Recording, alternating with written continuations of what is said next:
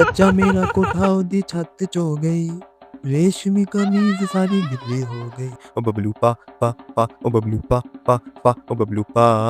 कल बड़े ही खतरनाक किस्म का रेहान तारिक ने रजब भट्ट का इंटरव्यू यानी कि पॉडकास्ट कर दिया और उस पॉडकास्ट को सुनने के बाद बहुत सारे लोगों की चूहों को आग लग गई होनी है, बहुत सारे लोगों की गोटियां मुंह में आ गई और जिनकी गोटियां मुंह में आई होनी है उन्होंने गरारा करके फिर से वापस सेट कर ली होनी है और गोटियों से मराज यानी आंड आंड मुंह में आ गए उन्हें। जैसे कि कल के पॉडकास्ट यानी रेहान तारिक के पॉडकास्ट के अंदर रजब भट्ट ने बोला कि I am done with this marriage, यानी कि इसका मतलब है पेंडुआ जाहिल लोगों के। रजब भट्ट ने बोला है कि मेरी तरफ से भाई एंड हो गया है मेरी शादी का, मैं अब इससे ज्यादा और नहीं चला सकता है, मेरी तरफ से फुल फिनिश एंड ईमान जाए बाहर में और काका जाए बाहर में, सब कुछ जाए बाहर में, मेरी तरफ से फुल एंड है, मैं बहुत अक चुका हूँ। और अका किन वजह से, इनके पीछे की वजूहात उस भाईजान ने यानी कि रजब भट्ट साहब ने बताई है कि भाई इन माँ बेटी ने मेरा जीना हराम किया हुआ था और बेटे ने जो सा यानी कि ओन शेख ने टिकटॉक लाइफ के ऊपर आके ऐसी इमोशनल लाइव्स करता था जिससे जो सा ना मैं भी रोना शुरू हो जाता था। तो एंड पे जो सा ना मेरा यही आता था कि यार लख दी लानत तेरे होते। तो उसका मतलब ये हुआ लख दी लानत का कि भाई इस भाई को इतनी अकल नहीं है कि भाई इसकी बहन का मैं शोहर हूँ, यानी कि ये मेरा साला, मैं इसका पनून जाऊँ।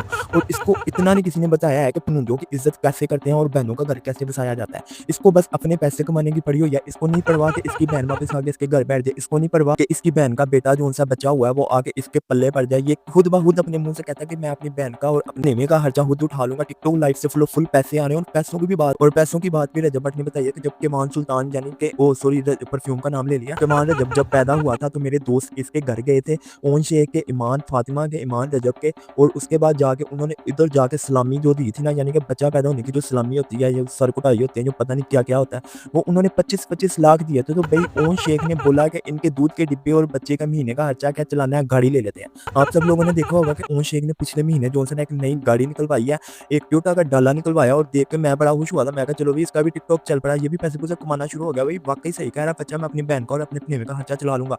लेकिन नहीं, वो था केमान सुल्तान का मनी लॉन्ड्रिंग केस, वो था केमान सुल्तान का सिर का पैसा। तो वो भाईजान उसके पैसों से ही अपनी गाड़ियां निकाल के शोए मार रहे हैं। और दूसरी बात आ गई उसकी मम्मा की, उसकी मम्मा ने भी बकायदा व्हाट्सएप ग्रुप्स खोले हुए हैं और वो जो है ना रात को आके बच्चों को कहती है कि बच्चों आज की रिपोर्टें क्या है, ठीक है। वो खुद पहले ड्रामा क्रिएट करवाती है और उसके बाद आके सारी रिपोर्टें बजवाती लेती है कि उस घर में क्या चल रहा है, रजब की क्या हालत है और उसकी फैमिली की क्या हालत है, रजब रो रहा है कि हंस रहा है, रजब क्या खा रहा है, रजब क्या पहन रहा है। और जोन से ना उसके बाद वो जोन से ना जब थोड़े मामला सेट होने लगते हैं तो वो अपने व्हाट्सएप ग्रुप्स में आके कह देती है कि मामला बिगाड़ दो। भी पढ़ी आते नहीं जाती हैं, उसको यही है कि बेटी भी घर बैठी हुई है, अपने भी घर बैठा हुआ है बेटी का बच्चा भी घर पे ही है और जोन से ना पैसे आ रहे हैं, इंग्लैंड की कमाइयाँ पहले आ रही थी, यूट्यूब की कमाइयाँ आ रही थी, तो वो कह रही है पैसा भी आ रहा है, बच्ची भी पास है और बच्चा भी पास है, तो इससे अच्छी जिंदगी क्या होनी है। लेकिन उसको ये नहीं पता है कि बच्चियों का घर बसाया जाता है, ना कि उनको कैश किया जाता है। ये ऐसी औरतें जो होती है ना, बच्चों को ब्याह के उनके पैसे कैश करती हैं।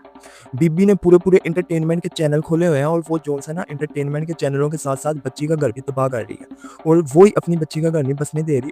उसने उसकी एक वॉइस लीक हुई थी जिसके बीच वो रजब भट्ट के बाप के बारे में बोल रही है और उसकी माँ के बारे में बोल रही है, बाप के बारे में वो ये बोल रही है उसकी तो वो इज्जत नहीं है अंकल की, उसकी जो सा ना घर में ना बच्चे इज्जत करते हैं और ना उसकी बीवी इज्जत करती है। तो बात अगर करनी भी होगी तो उसकी माँ से करो या उसकी बहन से करो। तो उसकी बड़ी वॉइसें लीक हुई हैं और जो ओन शेख साहब है उसकी भी बड़ी वॉइसें और जो सा ना चैटें लीक हुई हैं। अब आ जाते हैं ईमान बाजी के ऊपर। वो जो है ना वो चाहती नहीं कि भाई मैं घर जाऊँ, पहले वो कहती थी कि भाई मेरे बच्चे को यूट्यूब के ऊपर ना लेके आओ, सोशल मीडिया के ऊपर ना लेके आओ, नजर लग जाएगी। पहले ही मैंने जिस तरह बच्चा पैदा किया उस तरह दुनिया में कोई औरत नहीं पैदा कर सकती। सबसे पहले तो मैं उस बाजी को ये बता दूं कि बाजी बड़ी माओं ने बच्चियां पैदा की हुई हैं, बड़े बुरे हालातों में औरतों ने बच्चियों ने बच्चे पैदा किए हैं। तो आप कोई अकेली नहीं है और आपका बच्चा अगर टाइम से पहले हफ्ता डेढ़ पहले आ गया तो बड़े दुनिया में लाखों करोड़ों बच्चे ऐसे हैं जो टाइम से महीनों पहले आ जाते हैं, तो वो भी सर्वाइव करते हैं। तो इतना परेशान होने की बात नहीं। और दूसरी बात ये है कि रजब भट्ट उसका बाप है, अगर भले वो सोशल मीडिया के ऊपर लेके आए, भले वो सड़कों में लेके घूमे, तो भले वो छत से फेंक दे, इसमें आपका कोई किरदार नहीं, आप उसको रोक नहीं सकते हैं, ठीक है। तीसरी बात ये है कि पहले तो वो खुद रजब भट्ट को रोक रही थी कि सोशल मीडिया के ऊपर नहीं लेके आनी, ना मुझे लेके आना और ना मेरे बच्चे को। तो अब आके देखेंगे सोशल मीडिया के ऊपर कभी किसी शैम्पू का प्रमोशन कर रही है, कभी किसी लोशन का और कभी किसी पाउडर का। अब पड़ गए हैं लाले और लालों को मारी है जब रजब ने टांग, तो पड़ गए हैं लालों को ताले। तो इस बात से अब ये पता चलता है कि ये इनकी फैमिली जो सी है ना एक ड्रामाई फैमिली है और घर में बैठ के खाऊ पाड़ू फैमिली है। और वीडियो को ज़्यादा लंबा नहीं मेरे ख्याल से करते हैं, लॉन्ग वीडियो जो सी होती है ना वो आप लोगों को शायद पसंद नहीं आती। अगर पसंद आती है तो कमेंट में जरूर बताइएगा और वीडियो को इधर ही एंड करते हैं। और अगर आप इस वीडियो के बारे में कोई क्वेश्चन आंसर करना चाहते हैं तो कमेंट में जरूर पूछिए, मैं आपके हर एक क्वेश्चन का बड़े आसानी से और बड़े प्यार सलूक से जवाब दूंगा। और अपना बहुत ख्याल रखिएगा, मिलते हैं अगली वीडियो में। अल्लाह हाफिज़।